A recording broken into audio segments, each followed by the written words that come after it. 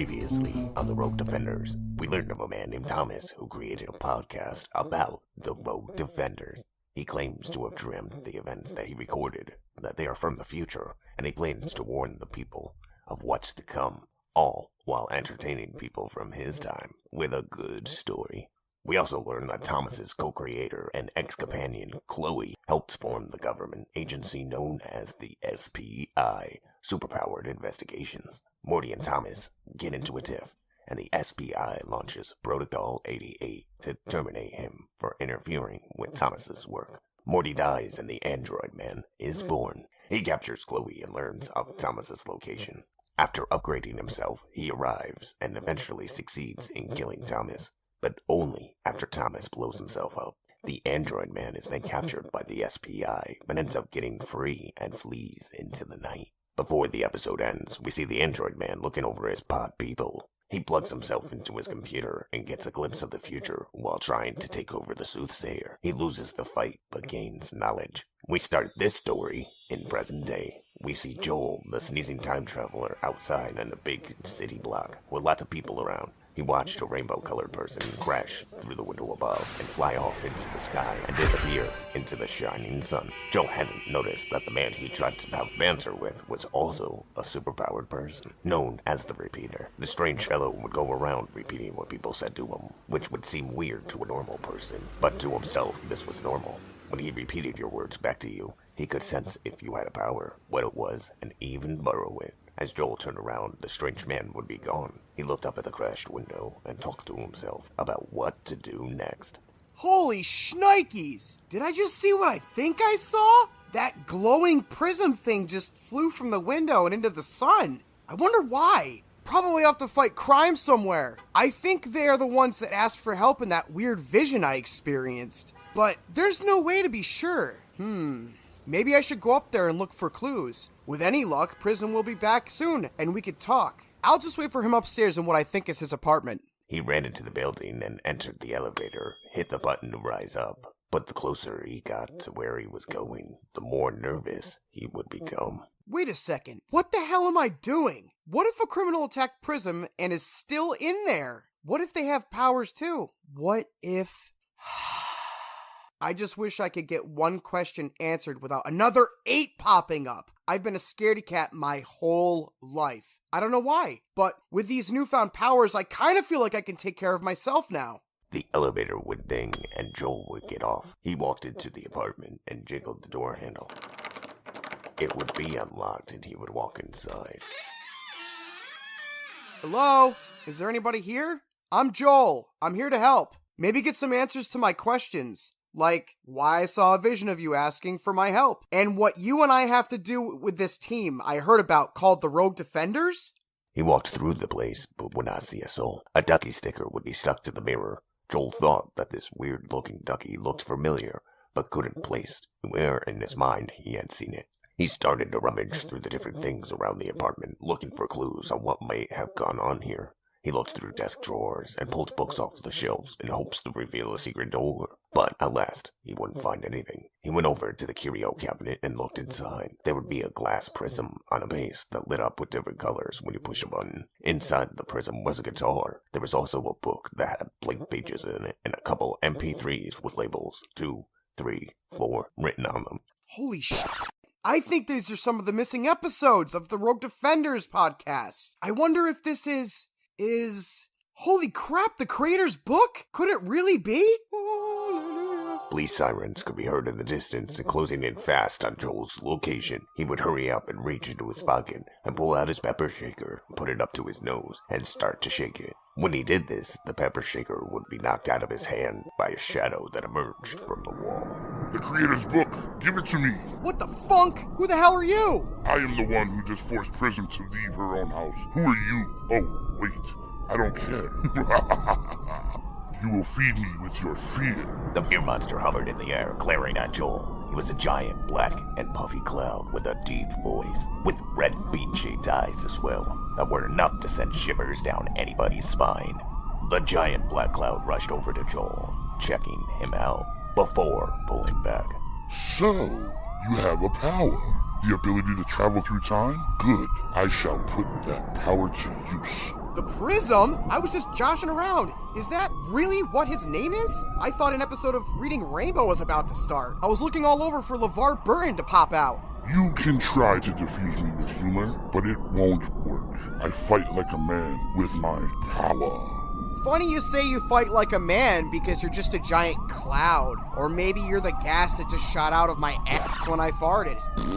Joel was slowly backing up, trying to get towards the kitchen table where there would be another pepper shaker. The police in the distance would now be close. Joel would start to panic and try to think about how he was going to escape from this madness. Just as he was about to grab the pepper shaker off the table, the fear monster would charge at him, screaming. The giant villainous cloud opened up its mouth wide and devoured Joel. We see the fear monster disappear through the open window as the police barge into the apartment, screaming. Police, freeze! Throw your hands in the air! Wait, what the? The fear monster would steal Joel's power and teleport them to the past without Joel even knowing it. The fear monster would be in control. He would be showing Joel his greatest fears, and he would now have to face them if he was going to survive. This one's fear is delicious. Every time I find a victim, they always have a certain taste. The fear. The adrenaline. It's like tasting the most delectable piece of chocolate. Inside the fear monster, Joel floated all around the giant room filled with nothing but darkness. He knew he had only one hope of getting out of this, and he acted quickly. He reached his finger up into his nostril and tried to rip out a hair. On the fourth time, he would be successful, and it would make him sneeze. This would cause him to teleport himself to the time sphere that he had created. As he arrived, he would be greeted by his cat, who got off the pile of blankets and rubbed his leg a few times. Phew, that was a close one, Misty. Yep, I didn't forget about you. Here, I stole you a can of tuna. Yep, all for you, little cutie. Neither one of us has a home at the moment, but that doesn't mean we can't live our best, right? Joel opened up the can of tuna and fed it to the cat. He would then go over to the other side of the time sphere and grab a laptop that he had stolen. He would load the MP3s onto his computer and begin to listen to them as well. In the background, watching Joel, we see two red eyes light up in the distance, but he doesn't notice them. After 2 hours, Joel takes off his headphones and talks to himself. Okay, I think I'm caught up for the time being. It's all starting to make a little sense now, at least. I'm gonna take a break and try to find this Prism character again. No, sorry, Misty, you can't come with me. Ow! What the hell, brat cat? Inside of Joel's mind, he would hear a voice, but it was not his own. Your cat hates you. She hisses, groans at you. Cats like everybody. You must be a horrible piece of Shut up, shut up, shut up! That's not what my conscience sounds like. How are you in my time sphere? You really thought you could escape the fear? Go ahead, leave if you can. You already have shown me what I needed to know, and I have changed it all. The board is wiped clean. I don't even know the outcome now. What in the heck are you talking about? That's the beauty of it all. Now I don't even know. Joel went and pulled the pepper shaker from his pocket and shook it up to his nose and said, I'll see you on the flip side, you dirty, dingy cloud of secondhand smoke. Joel would sneeze but go nowhere. He stayed inside of his time sphere, and the fear monster would say, What were you saying? Enjoy your personal hell of being trapped inside your own mind forever. I have control of your power now, and there is nothing you can do to stop me. I win. Joel went rushing over to try to fight the fear monster, but the villainous black cloud would vanish into the air. When the fear monster disappeared, a black vortex would emerge from over Joel's head and begin to suck all of the air out of the room. Joel would be gasping for what little air he could get into his lungs, when all of a sudden the time sphere would pop in the corner and start to fill with rushing water. Joel would run over to his cat and save her from the water that was pooling all around. But they would have nowhere to go, and Joel and his cat would begin to drown. Joel tried thinking of different things from his past and present, but nothing would work. He blinked his eyes, and everything would change all around him. We see a kid version of him standing in a field of circles with kids around him. They're making fun of his power and threatening to beat him up because of the way that he talks. They call him names like Trash Can and Weasel. The circle of kids close in on Joel and start to punch him and kick him, and he falls to the ground. As he falls down and is getting pulverized by the kids, everything would come to a stop within a second, and he would disappear. But he would return to the time sphere. As he looked all around, he would realize he was safe and sound in his time sphere, and in the corner of the room was his cat sleeping on a pile of clothes. Come on, buddy. Think. Why would the fear monster show you these painful memories? Or was that just me using my powers? No, I don't think it was me using my powers because I didn't go into any of the spots I wanted to go. No, I didn't go to reality. I went to a memory. Wait, does that mean I can teleport into other memories? Maybe I can, get a message out of here? But how? And to whom? Joel didn't know it, but the more optimistic and hopeful he became, the more the fear monster would lose his control and power over him.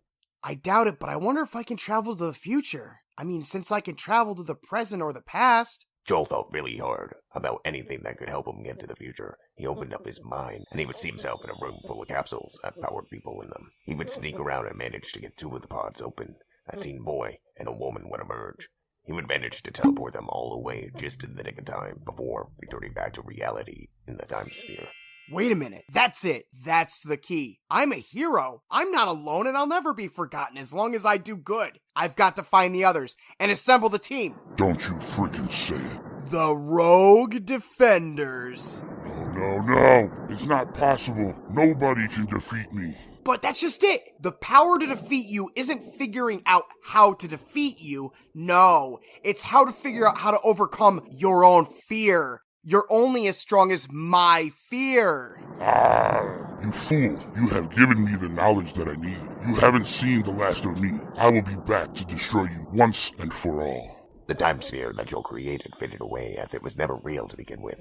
The fear monster only let him think that he was there, but in reality, he stood paralyzed in the living room of Prism's apartment. With time frozen, the cops would be at the door with their weapons drawn, but wouldn't be able to move either. Joel double-checked his pockets for the MP3s and the book he was about to steal. He left a note in the counter that read, "Hey, Prism, I borrowed your book of nothing and MP3s. Need 'em for research. Will return soon. By the way, we should work together and fight evil that's to come. I'll explain soon. I'll be in touch. Ciao, Joel." Joel would go over to the kitchen and grab the pepper shaker off of the floor. He tried with all of his might to make it work without it, but it would just give him a bloody nose. The cops would be banging at the door as he shook the pepper shaker in front of his face and sneezed. The door would swing open and Joel would vanish from thin air. He would emerge inside his time sphere, where he knew it was safe. He opened up the book and looked inside, but there would be nothing on the pages. Next, he would grab his laptop and open that up and load the MP3s that he had collected and start listening to them. He wouldn't get very far before he would learn the stories he was listening to were now different from the ones that he had heard earlier, while under the fear monster's control. He wondered which version of the story was correct. If you're smart, you'll insert your ad now! Back at a time, 10 years ago, we come across our next powered individual. His name is Billy, and for the most part, he is a nerd. He's quiet, shy, and super smart. Billy was one of those that had a curious mind and loved to ask questions. But Billy was about to learn that his questions would come with a cost. He sat in class with other teenagers learning. It seemed just like any other day, but it wasn't. Okay, so who wants to tell me what a synonym is and what an antonym is? Oh, one's when a girl sits on your face, and the other one's when a guy does it. The teacher politely yelled at the student, while all the rest of the children giggled. Mitchell, if you feel the need to be disruptive and disrespectful, please do so inside of ISS. Billy's hand shot up, and he made eye contact with the teacher and said, A synonym is a word that has the same meaning as another word, like walk or stroll, talk to Gab, stupid or moron. Hey, what the hell are you trying to say, Smelly Bill? Yeah, shut up, stupid know-it-all trash can. An antonym is a word that has different meanings, like bad and good, villain and hero, smartass, me, dumbass, Mitchell and Zach. You just wait till after class. I'm gonna pound you into the ground. Excuse me, Miss Borden, I have a question. Can we get rid of this smelly thing back here in the classroom? I think it's Mitchell and Zach's learning experience. Billy, please stop antagonizing. Yeah, you wait till we get out of class. I'm gonna show you what a learning experience of pain is. You know, Mitchell, cowards die several times before their death. Billy, one more word towards Mitchell and I'm sending you to ISS. What? What did I do wrong? Stand up for myself? The teacher in the class would scream in pain at Billy's questions. He didn't know that he was born with a power. Ugh, you know better, Billy. Mitchell and Zach, don't. ISS now. Okay, geez. What animal flew up your butt? Billy walked out of the classroom and slammed the door shut, when all of a sudden the teacher would start freaking out. She would be screaming as though something was wrong. In a matter of moments, a couple of bats would fly out from underneath her lawn skirt and fly into the air. All the children would scream in the class, and the bell for next period would ring. Everyone would run out of the classroom. We see Billy fail to go to ISS, as now it was next period, and he had to get to his next class, his favorite lunch. After purchasing his crappy lunch meal from the school cafeteria, he would sit down at the table by himself and begin to chow down. He would get a few bites in before Mitchell and Zach, the school bullies, walked over and flipped his lunch over into the table. Really, bro? I guess you did me a favor. That shit was garbage anyway, just like Amy's kitty was when I was tutoring her last night. You think you're funny, don't you? Making me look more stupider than I already am? I mean, stupid is as stupid does, right? And it's making me look stupider just conversing with you. I swear, talking to you guys is dropping my IQ by the minute. Zach went and punched him in the diaphragm, and then Mitchell hit him in the face. Do you really want to do this? Yeah, I think we do. What are you gonna do about it? Tell on us? Wah. Go ahead and squeal. We'll just have another meeting with you. And next time, just beat you down worse. The words coming out of your mouth make you sound like an asshole. Billy forced himself to stand up. What's wrong, guys? Cat got your tongue? You know, Zach, you're just a follower, all mouth and no trousers. And Mitchell, bro, you wouldn't be able to decide where you had to go even if there was a sign pinned on you. You're that stupid, dude. Both the guys screamed as if a cat had scratched their tongues. Mitchell stopped dead in his tracks, and his mouth would turn and form into a butthole. As he went to talk, poop would come out of his mouth and land on the ground. Half of the cafeteria would freak out and run away, and the other half would be amazed and start laughing. The bully's friend Zach, who was supposed to be the most handsome guy in school, would now have a face like Quasimodo, had mated with Sloth from the Goonies. His mouth was huge and out of proportion with his face, and his pants would vanish into thin air, and he would be wearing nothing but little heart-shaped boxers. What? What are we doing? Read the pin note on your shirt. Oh, okay. Oh, it's stuck to me. I can't get it off. The principal walked by and saw the situation. One kid with a messed up face, another one with no pants, and there would be Billy. He grabbed Billy by the arm and pulled him into his office and sent the two bullies to the nurse to get looked at. The principal sat Billy down in a chair across from his desk. He walked over and plopped himself down and said, Alright, what the hell's going on? I saw Zach this morning and he didn't look that bad. Did you beat the crap out of him and Mitchell? You know, we got a zero tolerance policy at this school. No, look at me. I couldn't beat up a fly. Then what happened to them? Actually, you know what? I'm calling the foster home. This is your third strike. The district's gonna have to evaluate if you can return. But I only stood up for myself all 3 times. Would you rather me come to you bruised, bloody, and broken, begging for my life? How is this fair? It makes no sense to punish the one with a bright future. Those guys walk around owning the school, making others' lives miserable, and you let them. You know, if you were a halfway decent principal, you would know this. But because dumb jocks win you a state football championship, you look the other way. This is bullshit. Like, are you crazy or something? The principal would start to look at his left and right shoulders and start to mumble to himself, and Billy would get a puzzled look on his face. No, I'm not. But I do talk to myself, right, Lefty? Because sometimes I need expert advice, like what to do with this kid. Huh? What? What'd you say, Righty? Expel him? Because he's a bad apple? But Lefty, you say to keep him. He's just a kid with abilities that doesn't know any better and how to use them. It may be time to alert the SBI of his existence. Wait, what the hell did you just say? Huh? What?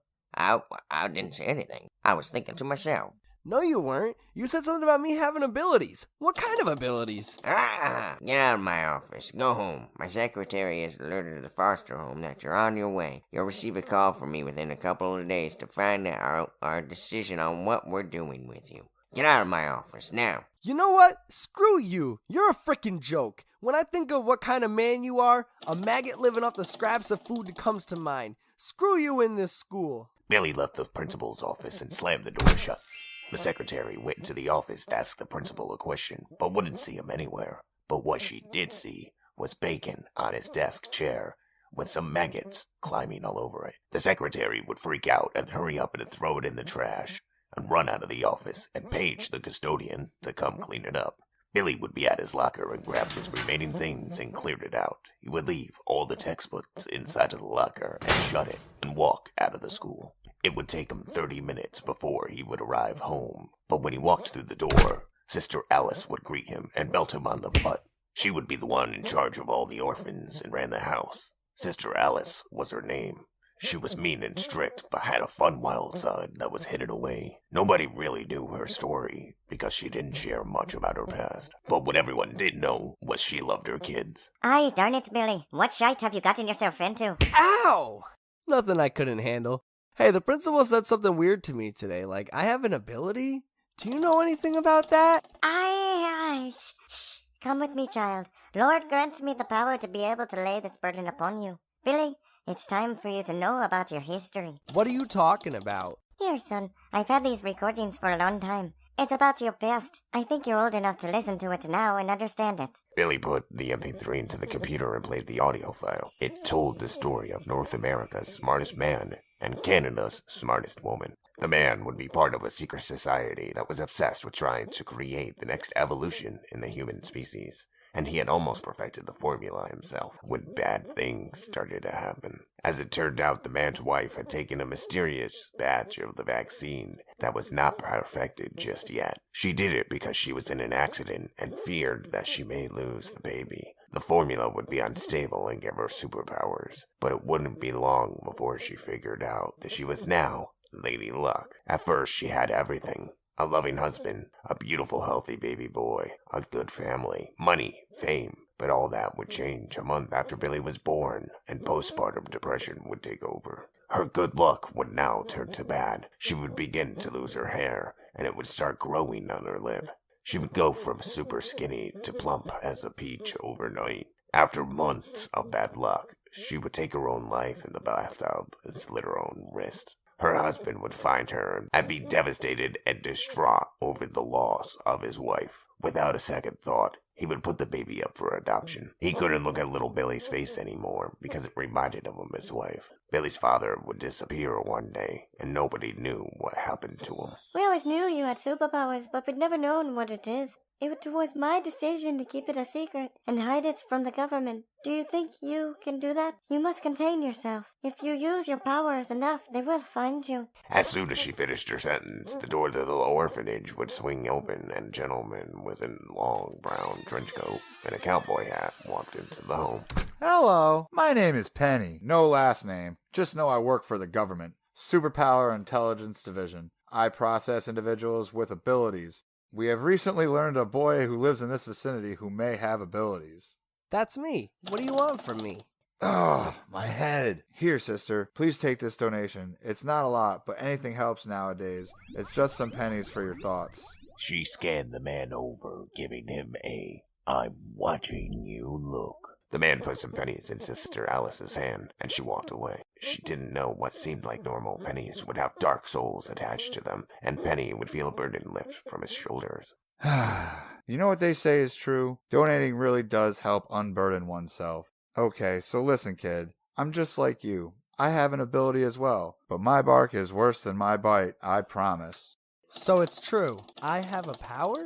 What is it? Oh, jeez, my head. Would you calm down? One question at a time, or you could make someone's head explode. I mean, I may look scary, but I won't hurt you. As I said, I work for the government, and I go around processing people with abilities. I only require to know what your ability is and get a blood sample. So you need a blood sample because I have a power? Yes, it's so if you ever wreak havoc and destroy a town that you can be held accountable for the damages. We need to know things, like, do you know what your power is? And do you mind if I take that blood sample? No, go ahead. I have some questions myself. I didn't even know I had a power until today. I have no clue what it is. What could it be? Can I fly? Go invisible? Have super speed? What does it mean? Sister Alice would be eavesdropping, and due to the amount of questions being asked, her head would literally explode. Both Penny and Billy would jump when they heard the bang of her head blow up. It means you're the next part of human evolution. When a man or woman hits a certain age, the body starts to change. Oh, please, not the puberty talk again. Okay, I won't, but you understand. It is just the next step of human evolution. Like us, no longer needing an appendix anymore. Instead of just having something else there that does nothing. Now we get something that does something, and the heck with proper training. You can turn that gift around and do good, and help people with it. You mean I could be a rogue defender when I grow up? God damn it, every time you ask a question, I get a pounding headache. Wait, what if that's it? Then that means, oh hell no. But how can that be if you're a kid right now? I'm what? What is it? Tell me. I'm dying to know. Secrets don't make friends, you know. Well, when I was a kid, there was this really popular podcast about heroes and villains. It's called The Rogue Defenders. It's foretold in the future the Rogue Defenders would save the Earth from its greatest villains. If I recall, one villain just wanted to make the perfect bad guy. Another was trying to wipe out the human population for something. We don't know the creator was killed before all the questions could be asked. It was a lot of fun to listen to. It had heroes like Sneezing Time Traveler and a woman who could manipulate water, a mimic, a kid question. There were others as well. G-String, Music Man, Fear Monster, Hiccup. You know about the Rogue Defenders too? Holy shit! It's a small world. It's like my favorite podcast ever made. Crazy to think one dude created it all. Hey, wait a minute. You said Hiccup. I'm not familiar with that character. I can't remember other than they had to hiccup in order to get their powers to work. In the podcast, it stated that a villain would rise from the ashes and humanity be wiped away from existence if the Rogue Defenders didn't stop him. The remaining copies of the podcast are so old that they contain hissing and a lot of static sounds when they decide to be played, at least. So it's tough to make out who some of the characters are, and if things couldn't get any worse, episode 2 through 12 on the internet had viruses attached to them, and they're all unplayable. Wow. I just remember hearing the stories as a kid and listening to them over the radio. You know, those stories and my grandpa are why I work for the SPI agency. I believe that the stories told will all come to fruition one day. It's crazy to see years later, now that I'm an adult, it's actually happening right before my own very eyes. But things are not quite as the creator depicted them. So you think I'm one of the heroes? Why? Benny went over and took a sample of Billy's blood. Honestly, it's my gut feeling. And when you get to my age and you've been doing this as long as I have, you just learn to trust your gut in certain situations. Benny showed Billy the hero symbol to look for. He flashed the rubber ducky. This is how you know a hero. This is Duck. I've been searching for the rogues so we can form a team and protect the world like it says we're supposed to. But it hasn't been easy tracking everyone down. And of course, I'm not the only one looking for you guys as well. I hear rumors of an android man and Fear Monster are also recruiting powered individuals. Wait, hold up. I didn't sign up to be a part of anyone's war. I don't even like guns. You don't get it, fool. I think your power is the ability to say stuff and make it happen. Oh yeah? I think you should go now. That's it. Try again with a little bit more conviction. No, I'm serious. I'm cool. I'm just gonna stay here in the foster home. Police sirens can be heard in the distance, closing in on the location of the foster home. Hey, wait a minute. What's going on? Why are the police here? What did you do? Will you stop asking questions? Hey, wait a minute. That's it. Listen, come with me. I gotta get you out of here. If the police show up and see the nun's head blown off, it's not gonna look good for you. I don't care how cool it was. Come with me. I know a safe place for you. Billy thought about his options for a moment. He knew that if he went with this Penny individual, that it could lead to his death. But if he stayed here and dealt with the cops, they might not believe him, and he could be incarcerated and given the death penalty. It seems like no matter what decision he made, he was screwed. Fine, I'll come with you, but I want answers. Yes, fine. Just write down all your questions from now on. You wouldn't want to blow my head up on accident. Penny and Billy walked out of the orphanage and started walking towards the back alley where Penny was parked. He gave Billy a pad and pen, and Billy scribbled. How do you know all this? And what was your name? It's Penny. It was foretold in the podcast story when I was a kid. Superheroes were really popular back then, and it wasn't just a fad. It was a culture. Needless to say, the story has been hidden in the dark corners of the internet, but has been sabotaged since then. Any chance to find the stories has been met with problems. Billy wrote next. Am I one of the stories? Yes, you're story 3, if your kid question. Billy flipped the page and wrote another sentence saying, So the story of my parents is true? Yes, your mother injected herself with an unbalanced formula that your father had created to develop human evolution at its next stage. Your mother was pregnant with you at the time. And you know this off from the story. Yeah, the story. They were just about to turn the corner to get into Penny's car when a mysterious man would appear in front of them and block the path ahead. Neither Penny or Billy hadn't noticed the man, as they were lost in their conversation. Penny said, Let me ask you, is your power just psychic attack when questions are asked, or is it something more? I'm not quite sure. I've been saying some idioms. It's how I deal with stress, and they have been coming to life. I want to know how, when, or where I can find more of this information. You know, there's something about your episode I'm trying to remember, but I can't recall at this moment.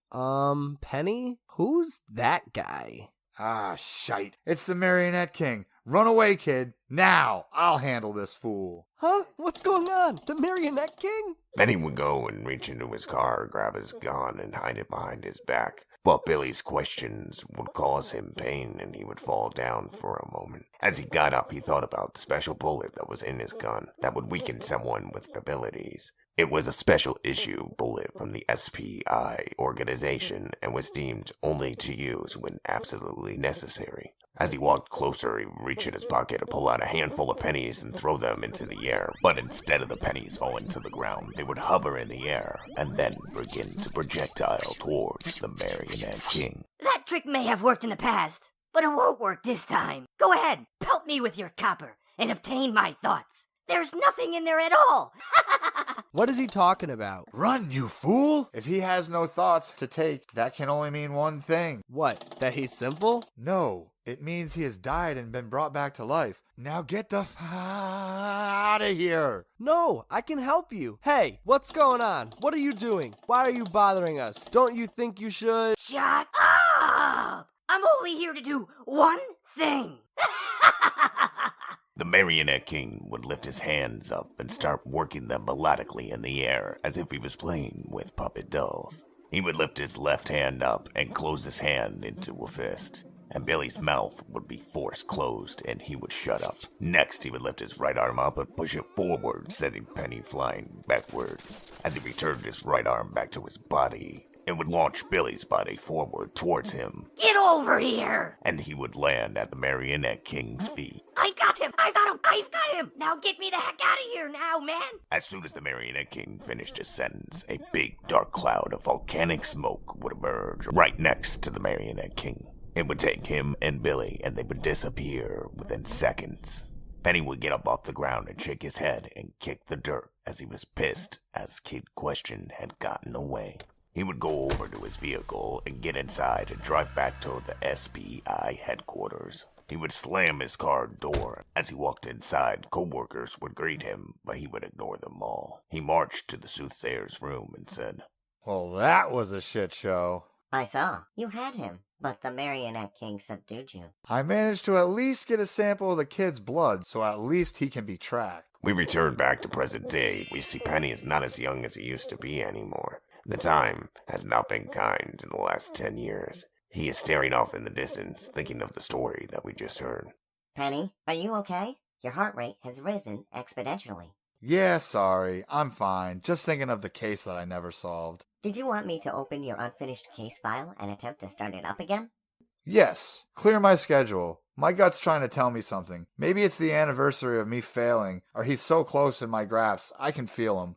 Perhaps you require assistance. May I recommend Special Agent Ashley Gilmore? Special ability: tracking and animal calling. Alright, I'll bite. Where's Ashley? I could use her tracking ability to help me find this kid I've been searching for. Perhaps she can do what you couldn't. You really think this kid is one of the Rogue Defenders? But he's been missing for 10 years. You know that makes finding him all more important. Are you sure it's him? I saw him, asked the question, and blew up a nun's head. There are reports of a few school kids around that time that he gave one bully a butthole mouth and the other one looked like the ugliest creature you've ever seen. So yes, I do. It just drives me mad that with all of our resources and we still can't find him 10 years later. We gotta be close. Lord knows we have checked all the spots he hasn't been. I don't know. I've seen...